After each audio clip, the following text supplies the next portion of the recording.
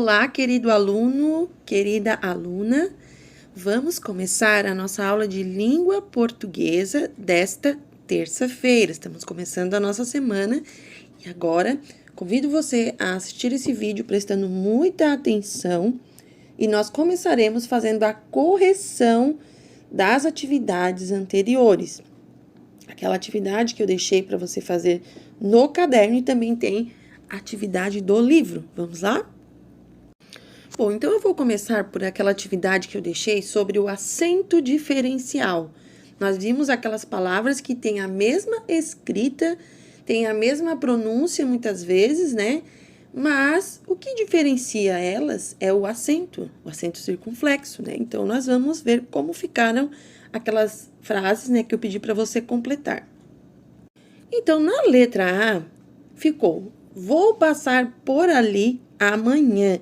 Esse por não tem acento. Eu vou passar por ali, através daquele lugar, né? O por aqui, ele não tem função de verbo, ele não é um verbo. Então, por isso, ele não tem acento, né?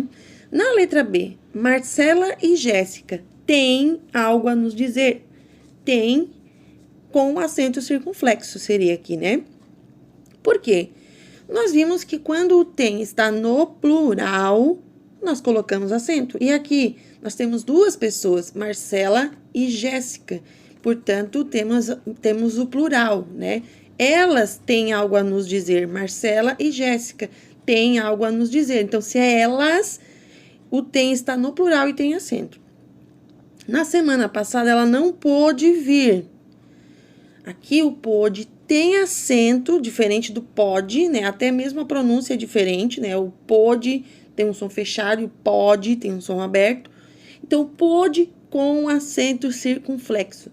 Por quê? Porque a frase está no passado, né? Na semana passada ela não pôde vir. Então, aqui, se o verbo está no passado, eu coloco o acento em cima dele. E agora aqui, ó, na letra D. Preciso pôr água nos vasos. Diferente da letra A, agora aqui na letra D, o pôr, ele tem sim acento.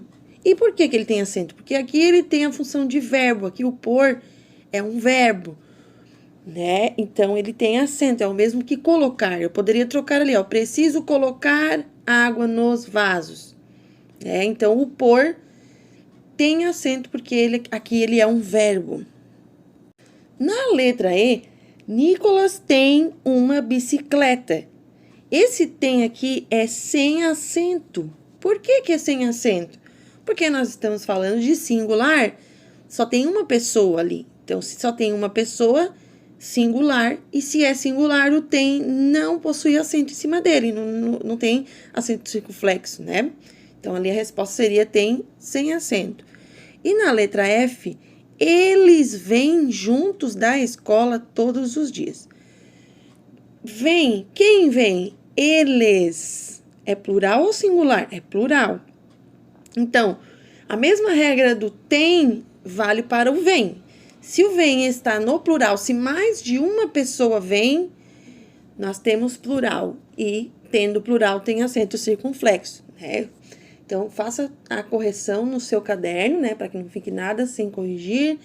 De preferência, coloca lá o certo ali do lado, como você faz em sala de aula. Escreve ali que foi corrigido, né?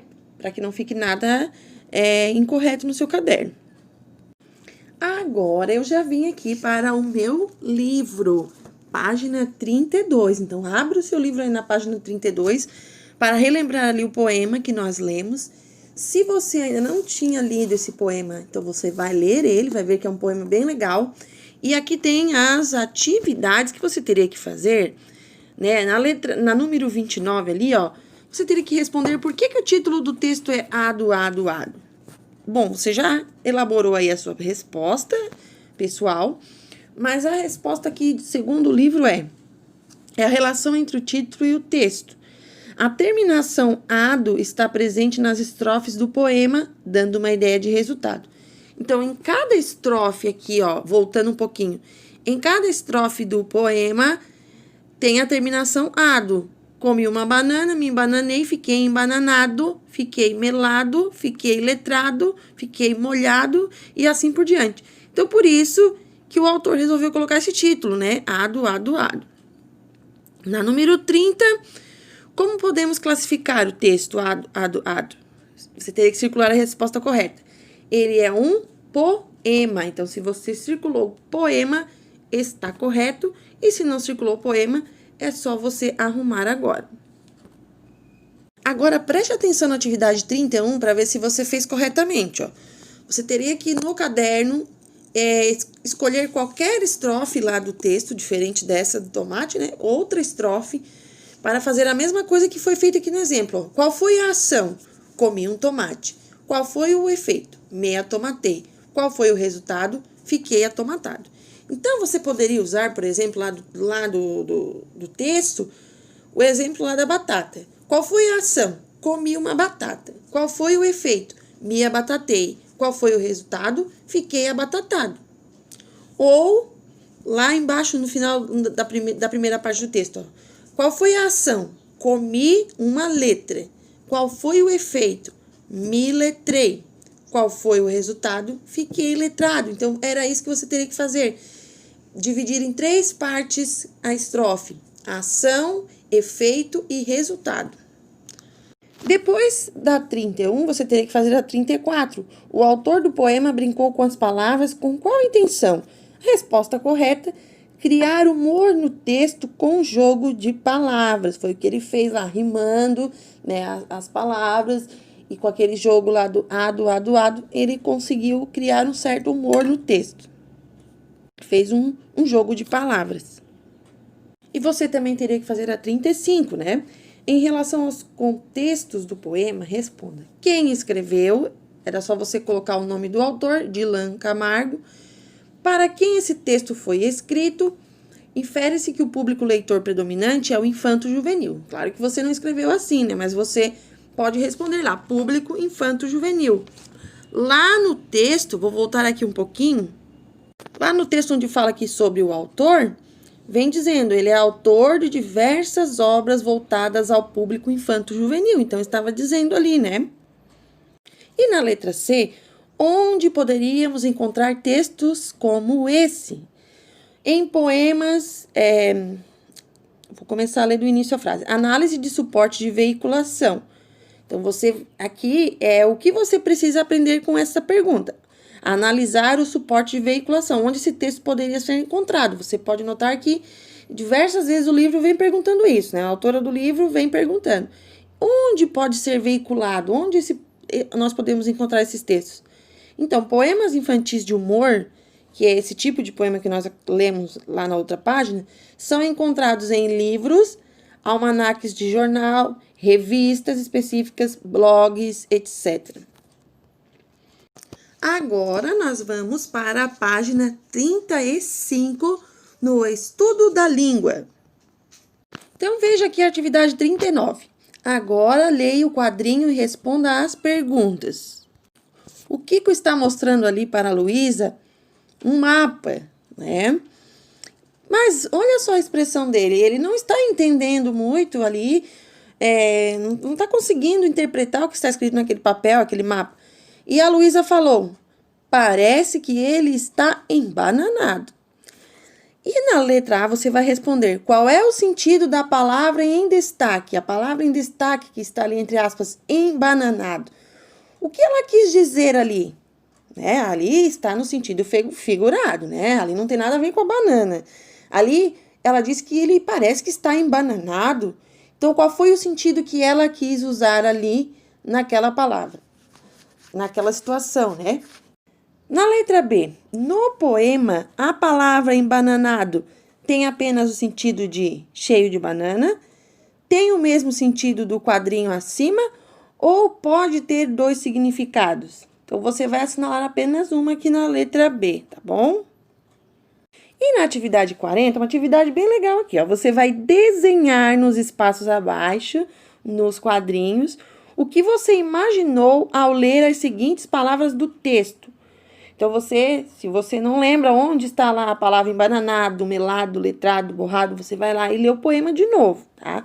Então, você vai desenhar o que você imaginou como embananado, como melado, como letrado e como borrado. Então, você vai fazer aqui 4 desenhos. E depois, você vai fazer a letra B. A letra B. Escreva frases para demonstrar outros sentidos para essas palavras. Como assim? Veja bem, ó. Você vai fazer outra frase com embananado, outra frase com melado, outra frase com letrado e outra frase com borrado, né? Aqui, na letra B, tem 4 linhas. Então, você pode pegar uma palavra, você não precisa fazer uma frase longa.